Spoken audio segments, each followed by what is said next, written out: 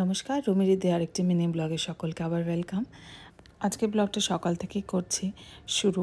আজকে আমার মেয়ের স্কুলের ফার্স্ট টার্ম রেজাল্টের দিন, তাই আজকে ঠিক করা হয়েছে ওকে বাইরে খাওয়ানো হবে। কিন্তু আকাশটা একদম ভারাক্রান্ত, মানে ননস্টপ, যারা কলকাতায় থাকেন জানি ডিপ্রেশনের মতন ওয়েদার। আজকে ব্রেকফাস্টের জন্য মুগ ডাল চিল্লা বানাবো। সেটা আগের দিন রাতে ভিজিয়ে রাখা হয়েছে চালের সাথে। মেজারমেন্টটা এইভাবে ভিডিওতে যে দেখালাম সেটা ওভারনাইট সোক করার পর সকালবেলা আদা আর একটা কাঁচা লঙ্কা একটু নুন চিনি দিয়ে পেস্ট করে নিয়েছি। তারপরে ধোসার তাওয়াতে, এটা আমাদের বলতে পারেন খুব হেলদি একটা রেগুলার অল্টারনেটিভ, খুব স্টেপল আমার বাড়ির একটা ব্রেকফাস্ট বা স্ন্যাক্সের আইটেম। এটার সাথে ওই কাঁচা লঙ্কা কাঁচা পেঁয়াজ দিয়ে খায়, চাটের মতন একটু মশলা দিয়ে, কারণ সকালে অত আর চাটনি টাটনি বানানো হয় না। ব্রেকফাস্ট করেই আমরা চলে গেলাম মেয়ের স্কুলে। এটা আমার মেয়ের স্কুল, একদম কমপ্লেক্সের বাইরেই, মানে একটা কমন দেওয়াল শুধু। এটা আমাদের টাওয়ার দেখা যাচ্ছে, এই যে এখানে আমরা থাকি, এই টাওয়ার আর এটা স্কুল। রেজাল্টের এরকম পিটিএম যেটাকে বলে, পেরেন্ট টিচার মিটিং হবে আর রেজাল্টটা দেখাবে। রেজাল্টটা পাঠিয়ে দিয়েছে পোর্টালে। বাড়িতে এসে লাঞ্চ খেতে বসে গেলাম। রাতে ডিনারে যাব, ঋদ্ধি শিলিগুড়ি চলে যাবে। আজকে খুব সিম্পল মেনু, চাটনি, চিচিঙ্গা ভাজা, ভেন্ডি আর ভাত। এটাকে চিচিঙ্গা বলে, জানি না, অনেকে হয়তো জানেন। চিচিঙ্গাটা কালো জিরে ফোড়ন দিয়ে লাস্টে পোস্ত ছিটিয়ে নামিয়ে নিয়ে জাস্ট ভাজা ভাজা করে। দুপুরে এই প্রধান সিনেমাটা দেখলাম, বেশ ভালো লাগলো। আর নর্থ বেঙ্গলের শুটিং হয়েছে বলে স্পেশালি আমার ভালো লাগে নর্থ বেঙ্গলে কোনো সিনেমা হলে বারবার ওটাকে দেখি, সাইট সিন দেখা হয়ে যায়। আর এই সময় চাল সাথে আমিও ছিলাম, সিনেমাটা যখন শ্যুট হচ্ছিল আমরাও চাল সাথে একই টাইমে একই সময় আমরাও ছিলাম। পুরো সিনেমাটাই অনেকটা পার্টি চাল সাথে শ্যুট। যাই হোক, রাস্তাঘাট দেখলে বোঝা যায়। সিনেমা দেখার পর এখন সন্ধ্যার সময়, আজকে বললাম যেটা রেজাল্টের দিন আর ঋদ্ধি কোইন্সিডেন্টালি আছে, তাই মেয়েকে নিয়ে যাব খাওয়াতে।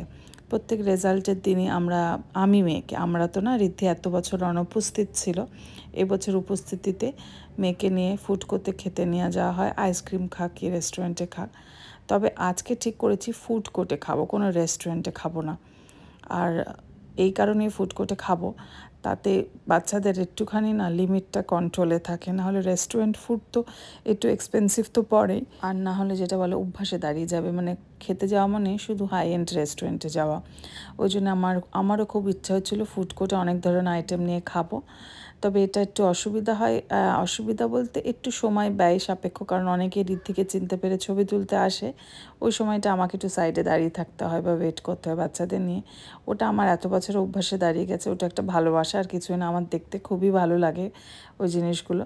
তবে এই ফুড কোর্টে গেলে একটু সময়টা নিয়ে যায়, যাতে অনেকে একটু এসে ছবি টবি তোলেন, কথা বলে, সেই সময়টায় আমার এক্সট্রা নিয়ে যায়। আর রাত্রের বেলায় বৃষ্টির দিন ফুড কোর্ট মোটামুটি ফাঁকাই ছিল, কারণ সারাদিন একটা পরিবেশ ছমছমে হয়েছিল শুক্রবারে। আর এখন 7:30 মতন বাজে, আমরা চলে এসেছি ফুড কোর্টে, সাউথ সিটির ফুড কোর্ট। এটা আমার বাড়ির পাশে। আমি বললাম যেখানে থাকি চারপাশে সব কিছু সুবিধা আছে দেখেই এই কারণে এখানে থাকা। ওয়াঙ্গো থেকে একটা দই বড়া খেতে আমি খুব ভালোবাসি, ওই দই বড়াটা নেব। আর অনেক দিন চানা বাটুরা খাওয়া হয় না, সেটা খাবো। সেই চানা বাটুরা হচ্ছে আমাদের প্রথম আলাপের খাদ্য, ফুড। আমাদের যেদিনকে প্রথম আলাপ হয়েছে আমার আর ঋদ্ধি, সেদিনকে আমরা দুজনা চানা বাটুরে নিয়েছিলাম, যেটা আমি খেতে পারি না, ঋদ্ধিকেই খেতে হয়েছিল। যাই হোক, এখন একটু চানা বাটুরে, ছোলা বাটুরে যেটাই বলুন, সাইজটা কমে গেছে। আগে সাউথ সিটির উপরে আরও বড় ছোলে ভাটুরে পাওয়া যেত, বিশাল আকৃতি একটা ভাটুরা যেটাকে বলে। ওভারঅল খাবারটা খুব ভালো ছিল। ছেলে মেয়ে KFC আজকে আর বারণ করিনি, সর্বক্ষণ যদি হেলদি করি তাহলে বাচ্চাদের থেকে চাইল্ডহুডটাই কেড়ে নেওয়া হয়। তো ঠিক আছে, চলো আজকে একটু KFC আর ওই জাঙ্ক ফুড খেলো, আর আমরাও খেলাম ছোলা বাটুরে। আর তার সাথে এই মিষ্টি, বিরাট যেটা বলেছিল ঋদ্ধি, মিষ্টি আর নোনতা সব একসাথে খায়। ওর অফেন খুব ঝাল লাগে খেতে খেতে, যখনই একটু স্পাইসি মনে হয় তখন এক কামড় একটু মিষ্টি বা আইসক্রিম খেয়ে নেয়। আমাদের আরেকটা ছোলা ভাটুরা নিতে হয়েছিল, একটাতে হয়নি, একটাতে দুটো থাকে বলে আমরা 4 জন ছিলাম। যাই হোক, ওভারঅল ডিনারটা খুব ভালো হলো। আজকে আপনাদের সঙ্গে আরেকটা জিনিস ডিসকাস করি, সেটা হচ্ছে IPL-এ কন্ট্রাক্ট পেমেন্ট। IPL-এ অনেকেই জিজ্ঞেস করেন পেমেন্টটা কি ফুল প্লেয়াররা পায়? হ্যাঁ, IPL-এ কন্ট্রাক্টের যে যার ফুল পেমেন্ট পায়, অনলি TDS-টা কেটে আসে। সে খেলুক আর নাই খেলুক সেটা ফুল পেমেন্ট কন্ট্রাক্ট ওয়াইজ পায়। তবে যদি ইন্টারন্যাশনাল কোনো কমিটমেন্ট থাকে, আনঅ্যাভেলেবল হয়ে যায়, তখন ইনজুরিও হতে পারে। সেই দুটো ক্ষেত্রে ইন্টারন্যাশনাল কমিটমেন্ট বা ইনজুরি হলে তখন পেমেন্টটা কাটে। সেটা কিভাবে কাটে?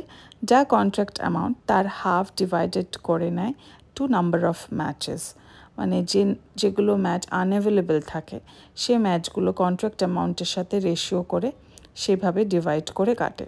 বাড়িতে এসে রাতে এই 10:30 11:30 মতন বাজে কেরালা থেকে তেলটা এনেছিলাম।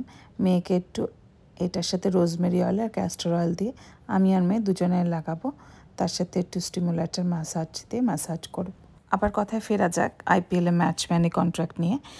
যদি কোনো প্লেয়ার ম্যাচ চলাকালীন ইনজিওর্ড হয়, আইপিএল ম্যাচ চলাকালীন, সে যদি বিসিসিআই কন্ট্রাক্ট প্লেয়ার হয়ে থাকে তাহলে সে ইনজুরি থাকলে ফুল অ্যামাউন্ট পাবে as a insurance protection, say BCCI থেকে সেটা দিয়ে দেয়। বাট সে যদি কন্ট্রাকচুয়াল প্লেয়ার না হয়, নন কন্ট্রাক্টেড, তাহলে সে অ্যামাউন্টটা কাটবে, সে পাবে না কিন্তু। আর খরচের দায়িত্ব পুরো ফ্র্যাঞ্চাইজি বা বিসিসিআই, যে যেমন কন্ট্রাক্টুয়াল হলে বিসিসিআই, নাহলে ফ্র্যাঞ্চাইজি বহন করে, সেটা বোর্ডের দায়িত্ব। তবে সে যদি বিসিসিআই কন্ট্রাকচুয়াল না হয় তাহলে কিন্তু ইনজুরি থাকলে কোনো অ্যামাউন্ট পাবে না। এসআরএইচ খেলার সময় ইনজিওর্ড হয়েছিল, তখন সে ইন্ডিয়া খেলতো, সে গ্রেডেশন কন্ট্রাক্ট থাকে যেমন গ্রেড এ গ্রেড বি, সেই সময় কন্ট্রাক্টটা অন্তর্ভুক্ত ছিল বলে ইন্স্যুরেন্স থেকে টাকাটা বিসিসিআই পে করে দিয়েছিল, ফ্র্যাঞ্চাইজি থেকে পে হয়নি।